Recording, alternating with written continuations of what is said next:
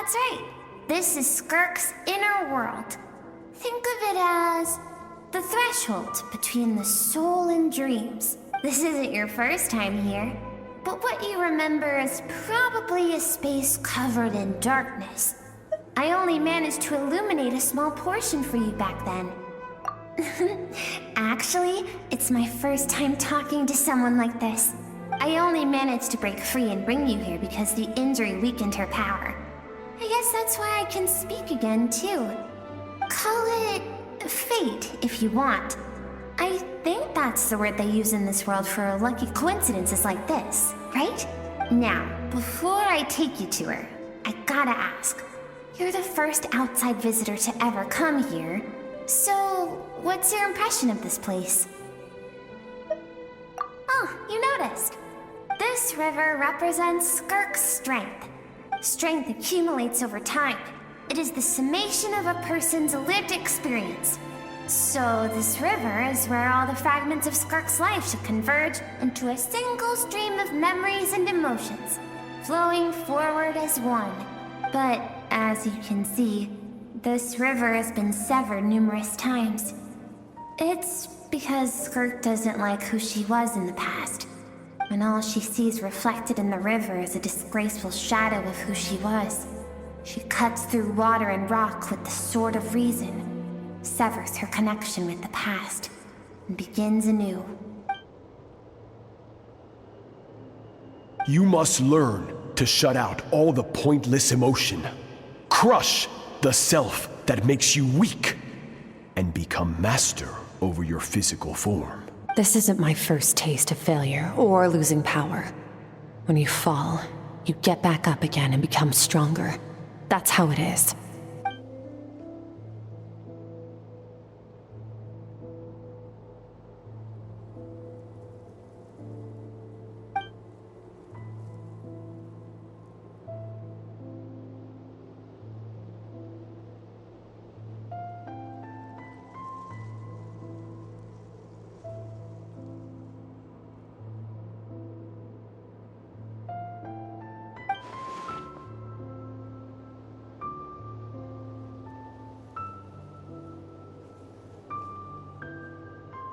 The answer to one mystery invites another question, I see.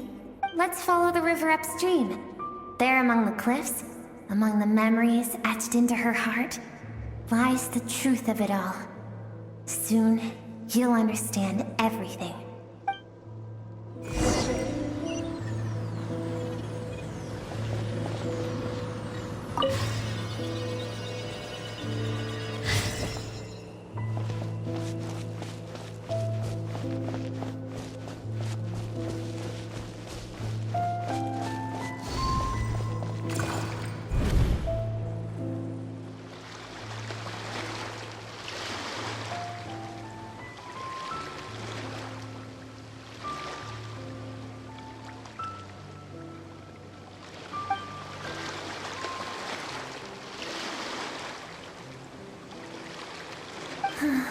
I've always thought that, even when falling leaves don't come from the same tree, they can still form bonds of kinship when they meet.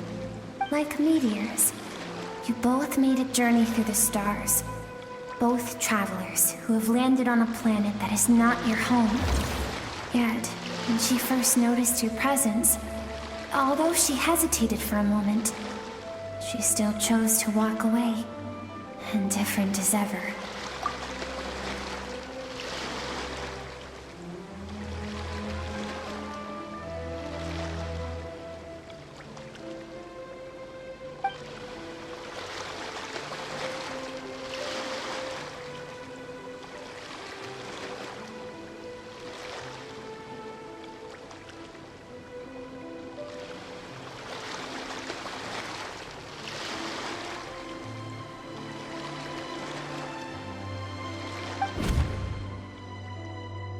Seems like you've answered your own question.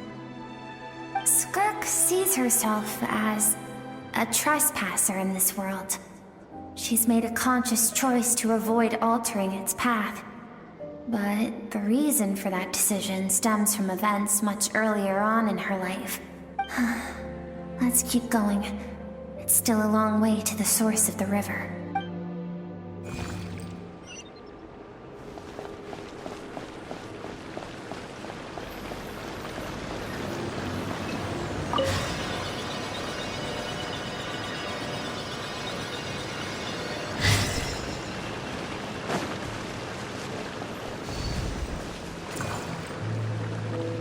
You now have what it takes to wield immense power. From this day forth, I shall teach you no more. No one can become a worthy warrior through imitation alone. I have given you fangs and claws. Now, you must learn to hunt.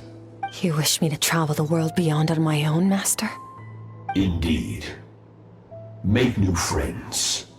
Embark on your own journey.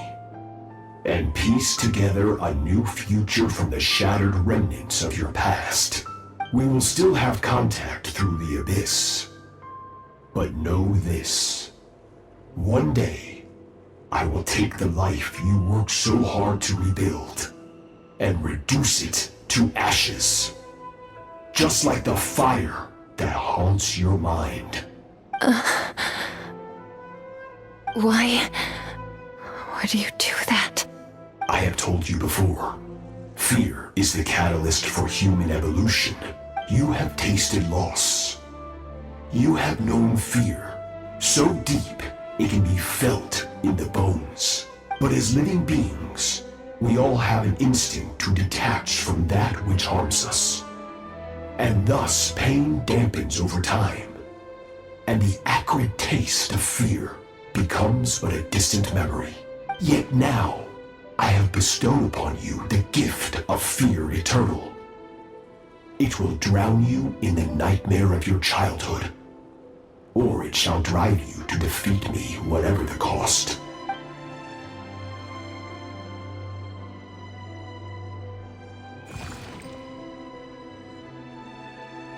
That is what Skirk's master, the foul Sertologi, looked like at one point in time.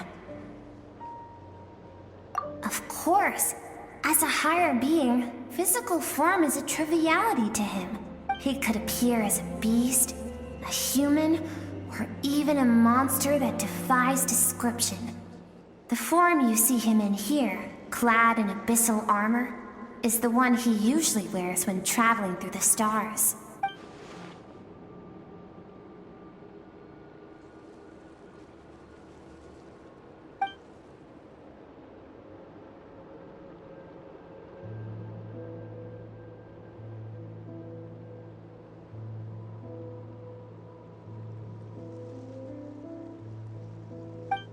For certain reasons, I need to bridge the power gap between me and my master as quickly as possible.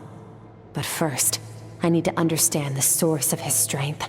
To do that, I need to follow in his footsteps, walk the path he once walked, and somewhere along the way, I'll find out how to defeat him.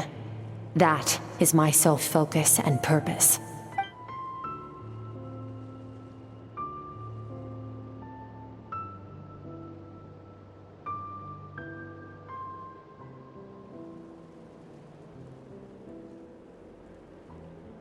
I'll let you in on a little secret. The real Sertologi is terrifying. The scope of his power is impossible to understand until you experience it firsthand. It is absolute. The power to crush all things. Shall we keep going? Let's see. We're about halfway there.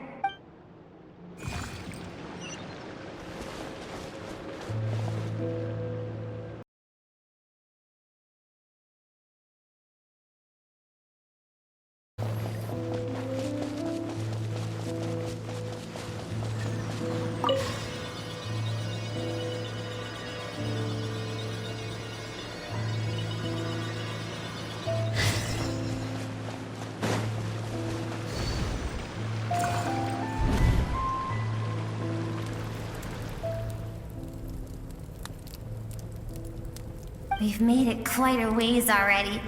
This is Skirk, when she first began training under Sertologi. I have set your broken wrist. Tomorrow, you're to train twice as hard. No tears this time. Good. Attempting to garner sympathy through tears is a habit of the weak. A pitiful, useless ploy. Can I ask a question, Master? Why did you save me? I keep thinking, maybe it would be better if I had died.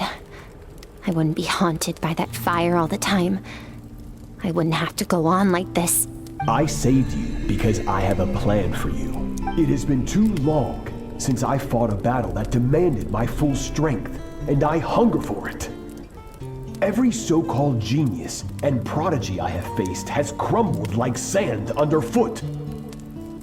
Before me, even fate bends the knee. So, I will teach you everything I know.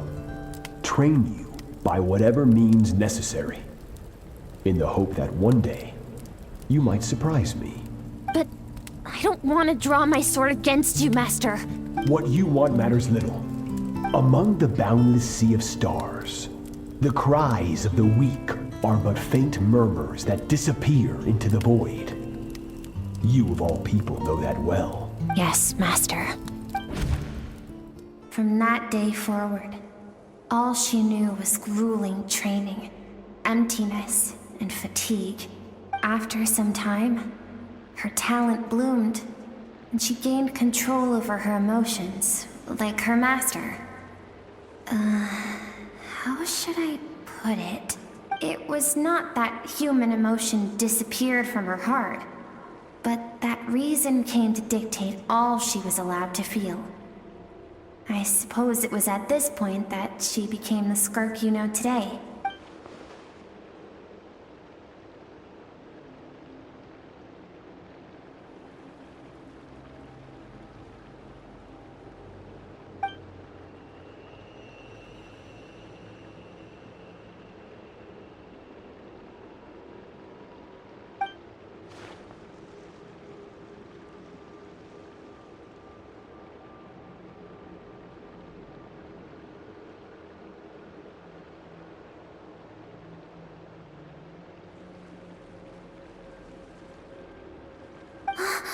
We're nearly there. I almost don't want to reach the end. Well, shall we? This is the final stretch.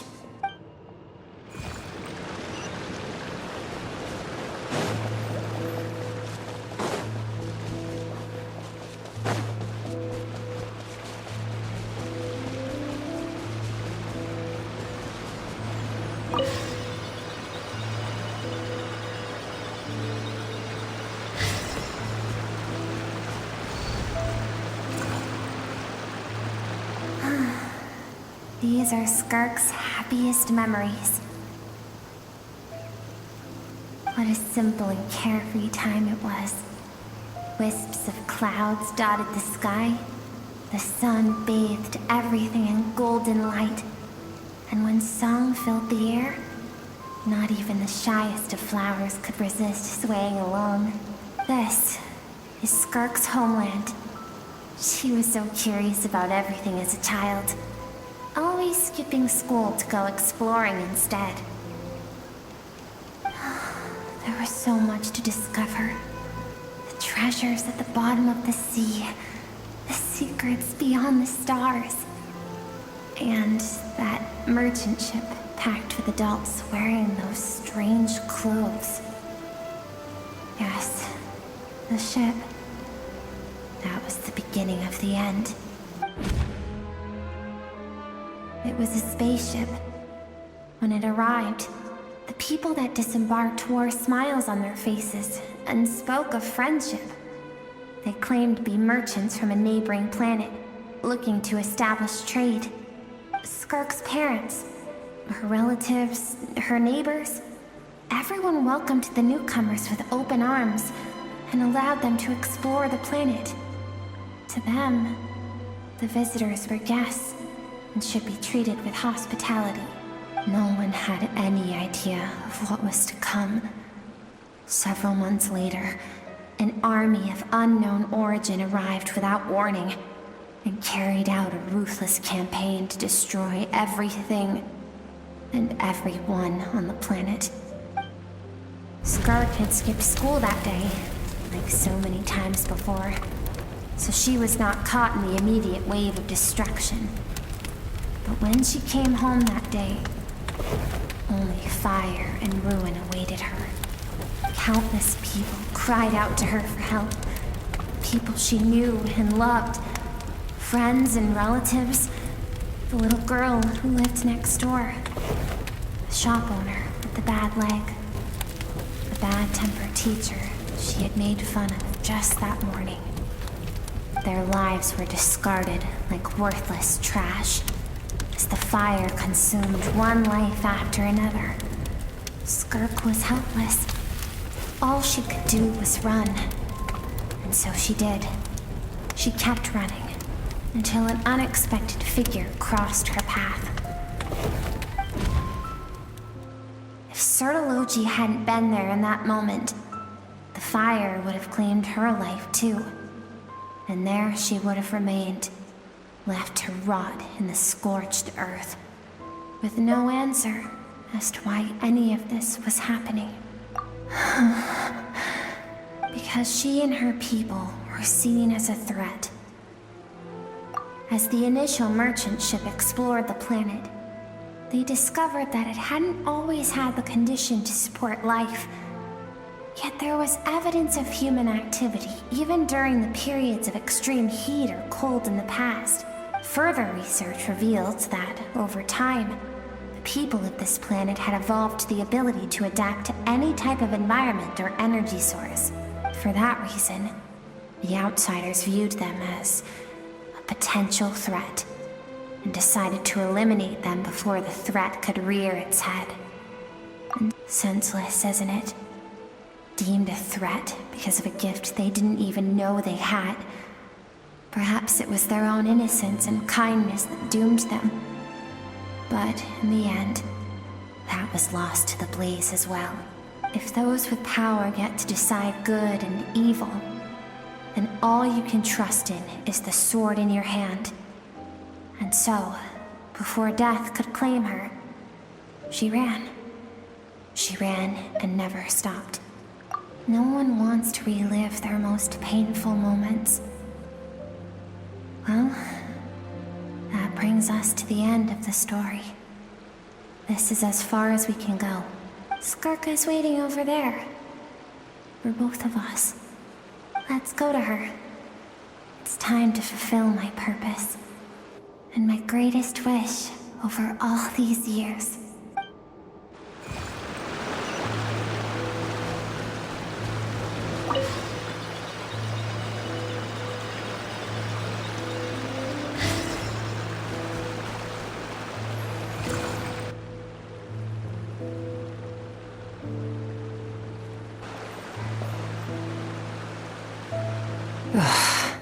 So all this, just so you could bring her here? I have things to say to you. Well, to me. I want someone to witness our reconciliation, even if it takes an argument to get there. And she is the best choice in this moment. Her suppressed emotional self. The version of herself she keeps locked in the recesses of her mind, stifled by reason. All those rejected impulses, those discarded aspects of your past selves, they are a part of me now. I am who you used to be. Someone you have refused to face for too long. So, I came to face you instead. You're wrong. I've faced you all along. And that's exactly why I keep you locked here. Your existence makes me weak. Moments of joy and longing are when we are most vulnerable. Don't forget, it was a penchant for goodness over reason that doomed our homeland in the first place. The vastness of the universe renders everything insignificant. Our feelings most of all. Even so, learning from the mistakes of the past doesn't have to mean erasing everything. Strip yourself of your so-called weaknesses. Emotions like kindness and empathy, and what makes you any different from the ruthless soldiers who slaughtered our people? The difference is that I'm doing what is right, what is necessary. I allow you to exist, but with limited freedom. That is the greatest kindness I can offer. I have shouldered everything you couldn't carry. I rose above the numbness and emptiness, and it was cold, unfeeling reason that brought me this far. It made me who I am. It made me strong. That is the problem. I want to shoulder those things together. On the grand scale of the entire universe, maybe our feelings are vanishingly small, but why should that mean they don't matter? Emotion gives warmth to the cold expanse of space. It gives meaning to the world around us. Think back to those nights of gazing at the stars, those afternoons of exploring the unknown. Think back, and let them grant you peace. A brief respite from the pressure you put on yourself. That isn't what we need. It's exactly what we need. Aren't you curious about why recovering your strength has taken longer than normal this time? Finally, you get to the important part. That is the only answer I came here to find. Then look around. Look at your inner world. You cast aside your dreams and curiosity, and in doing so, you lost your original motivation. You severed all connection to who you used to be, so you can no longer draw strength from your past. Now, the only things driving you forward are fear and survivor's guilt. But these cannot take you far enough. And so, this river, the source of your strength, grows more polluted by the day. And you think that means I should seek help from a weak little thing like you?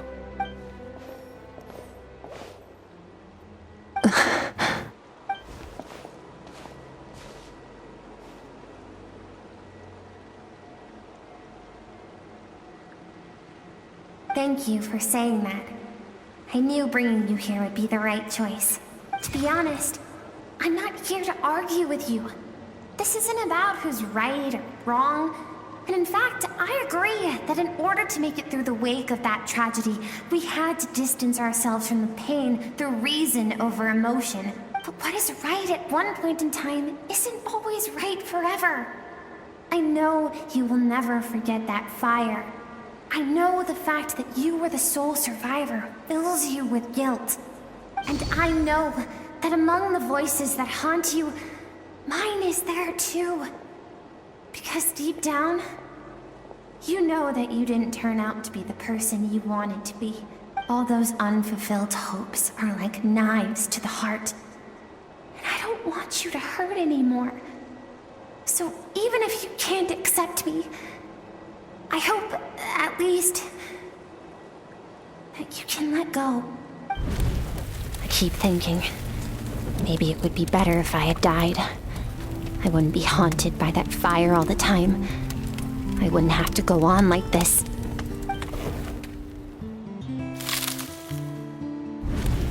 Your dad and I, we're not afraid to stare death in the face, but we need you to survive.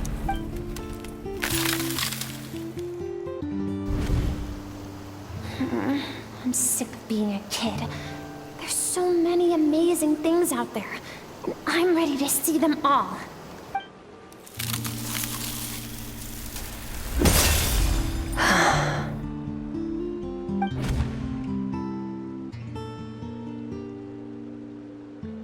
I remember. There was a song Mom and Dad always sang when we went out to fetch water. Dancing water. The sand along your path is begging for your song and movement. Will you carry this burden with you on your journey? I am not the dancing water, and you are not the burdensome sand. But if this is your wish, then I will carry you with me until the end. Thank you. I should be thanking you.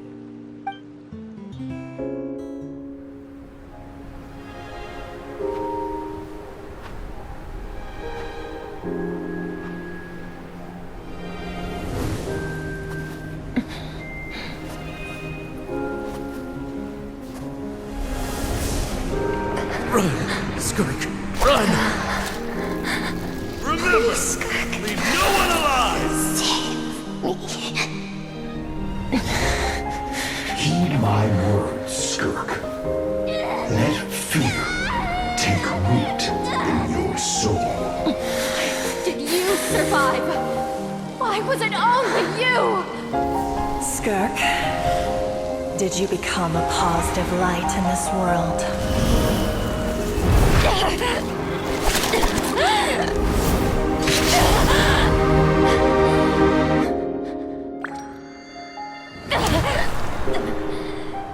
Hey, this doesn't have to be the end.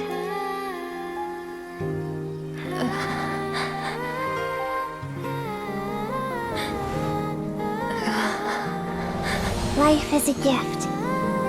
Don't let darkness claim it.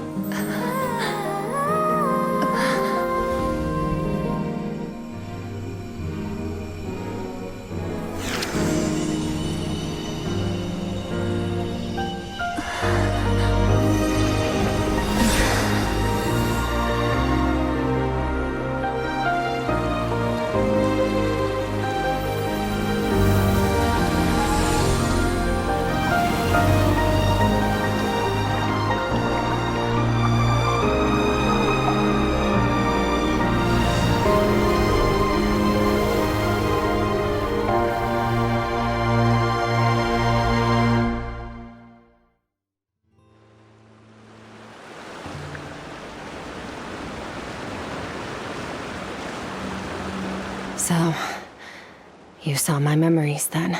I once asked my master if survival of the strongest was the law of the universe. He said no. But in a world without order, those with no moral boundaries tend to be the ones who survive. That's why, after hearing his answer, an idea came to mind. An idea that, one day, I would create a new world order. One in which there would never be another tragedy like that fire. One in which power was not the law of the land. But that means I must defeat him. Because my master, Sertologi, is, at the core, a defier of all rules and order. Yes, and not just because of the gap in our abilities, but also because I have no reason to see him as an enemy. Although his decision to train me was not made out of kindness, he did everything a master should. He saved my life, taught me the sword and the principles of strength. And for that, I respect him. I know, and it's not something I want. But Master never goes back on his word. I have to treat everything he says as a promise. He's no longer into that, but he sends me messages through the abyss every now and then. Most of them are simple greetings, or an answer to one of my questions. Every time I hear from him, my heart skips a beat. And I wonder if this is the moment where he'll finally appear before me and tear down everything I've built to pieces. Maybe that means I do live in eternal fear, just like he said. Yes, I respect him, but I'm also afraid of him. And for that reason, the pursuit of strength consumes every moment of my life. I don't know what Master has planned, but I have to be ready.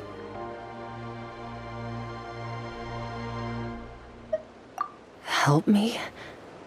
Why? This isn't your fight.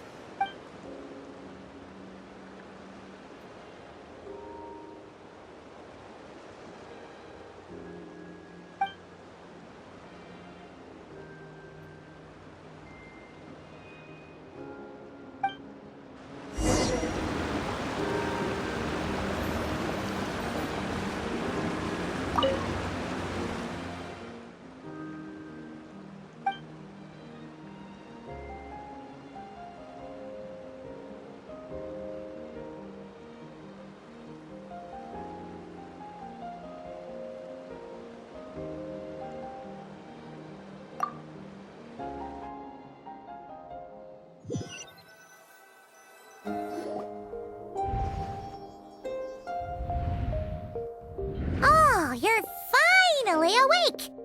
Honestly, Paimon was gone for like 2 seconds and then she comes back and finds you both unconscious? You scared Paimon half to death. You're both okay, right? What does it look like?